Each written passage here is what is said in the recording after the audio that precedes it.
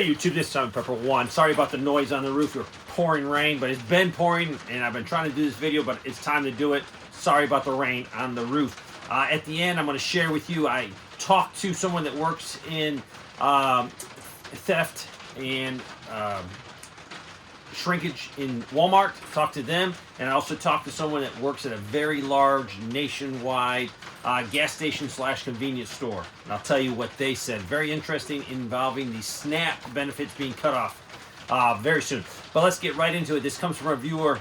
This said, eggs at Aldi's, and this is in St. Louis. Eggs in Aldi's at $2.34 a dozen. Gasoline is about $2.59 to $2.79. No major shortage in grocery stores at Aldi's. The prices remain stable on some items. He's seen some increases though, but he's noticed shrinkflation on the bread. Loaves are smaller in diameter, and shrinkage in some of the chips and the crackers. Price of utilities are going up, but still better than other parts of the country, so we count ourselves blessed. Also, homeowners and vehicle insurance has slightly increased, but better than in some areas. I also got someone that said, this comes from a person that lives near a sawmill, and they mill boards for pallets used for shipping. But now the pallet company has started to advertise the wood, the same wood that they make pallets in big bundles, for sale on Facebook Marketplace, and this is for sale to the public, and this is all new. So they're assuming that this pallet company has less orders, and they're still trying to move some of their products, so they've tried to advertise it to people. And this is in Arkansas. This person lives or works not far from me, and they make cooling fans for large trucks, Peterbilt, Caterpillar, Ford, Bobcat, you name it. Earth moving equipment, and they've been very slow. They've been cut down to 24 hours a week, and they normally are supposed to do 40 hours a week. They say that the company has told them that truck orders are down about 30% for the year, but he thinks it's more like 60 to 70 on the amount of work that they've been doing in the past, and now we're doing it right now. So at first he started cleaning and keeping the manufacturing facility clean, but now they've cleaned everything. They've run out of things to do. Not last week, I think the week before, one of their departments had 8 people working in it. They make huge fans that could be up to 10 foot in size for the earth moving equipment.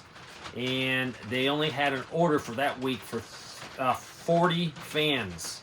But the problem is they can build 40 fans in a day. So for that week, really, they didn't even have a day's worth of work. Also, President Trump has been in Tokyo, and they have Japanese government's promised $10 billion in investment to more manufacturing plants in the U.S. And this is really to push Toyota. And the president's going to come out and say, hey, buy Toyota, because they're making a huge investment inside the United States, which is good. And this is what President Trump wants to do, get the tariff situation under control and bring more investments in the United States, because more investments in the United States does mean more jobs for Americans. Hormel Foods recalling 5 million pounds of ready-to-eat frozen chicken products that might be contaminated with meat. So check into this if you buy Hormel frozen chicken products. Very, very interesting news. About half of holiday shoppers plan to use buy now, pay later. Half of them. And this is to cover their expenses for the holiday season. This is incredible.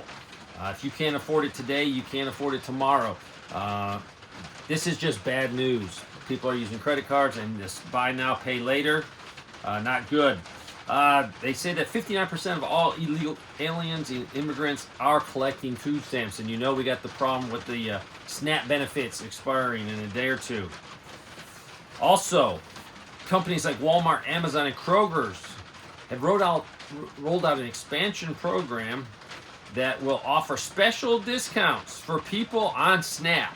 And these will be discounts for delivery, other perks, membership savings. But you have to be on SNAP to qualify. So there's a lot of Americans that are barely making it, and they don't qualify for SNAP. They will be not included in this. So more special privileges for those on SNAPs. The layoffs are going through the roof.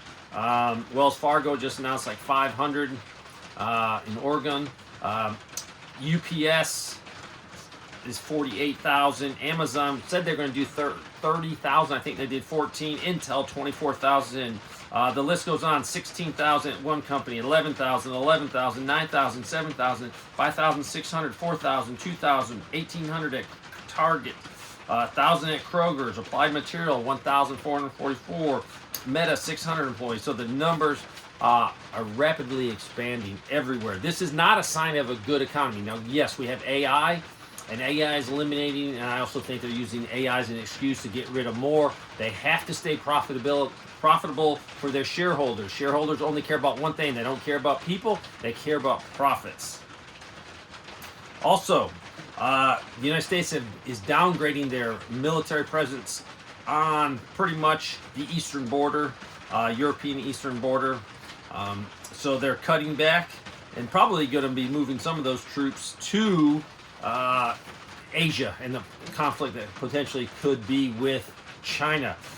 But there's about 80,000 to 100,000 troops in Europe to defend Europe. That's a lot of troops, and it's a lot of expenses on the United States. Also,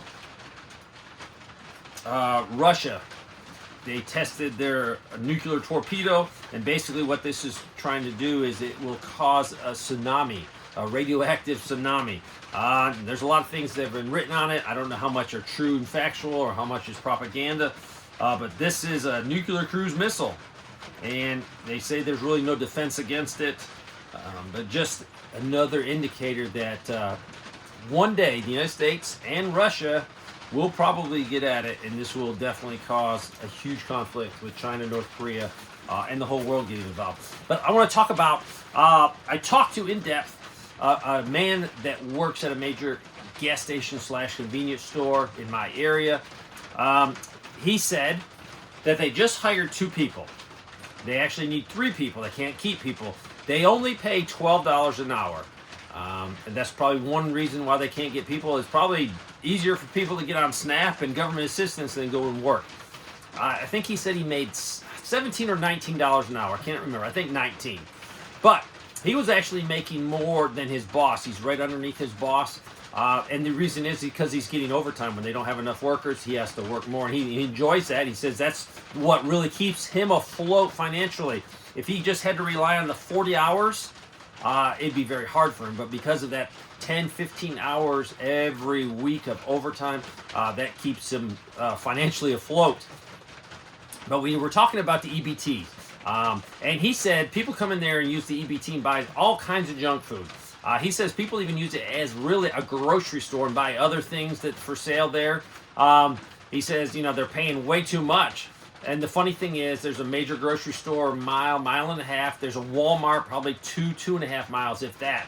But people are willing to come in there, buy expensive candy bars, expensive drinks, $2.49, I think, for a 20-ounce soda.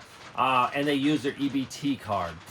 He's worried because he says so much money is spent in his store with EBT that, he's going to feel it. I also then talked to a person that works loss prevention, and she said they're not worried too much in my area. It's not a bad area. They don't have that clientele that's going to come in there and just loot. But she's worried about the revenue coming in. She says the people spend a lot of money on EBT when it comes out. Lots. She didn't give me exact amount of money, but I think monthly it's like $9 billion in EBT is spent at stores inside the United States. So she's afraid that might hurt the cashiers. Their hours might be cut a little bit because Walmart's going to not have as much money coming in, but that's only time will tell. The whole thing about the EBT going down, just my personal opinion is these politicians are still getting paid and people are suffering. I'm actively assisting people right now that are on EBT that I know for a fact are trying. They're working hard. But you have a group of people out there that have been on the system for generations. They teach their kids and then they teach their grandkids how to play the system. The system needs to be changed. Politicians do not need to be getting paid, and this should be agreed upon by Republicans, Democrats, and Independents.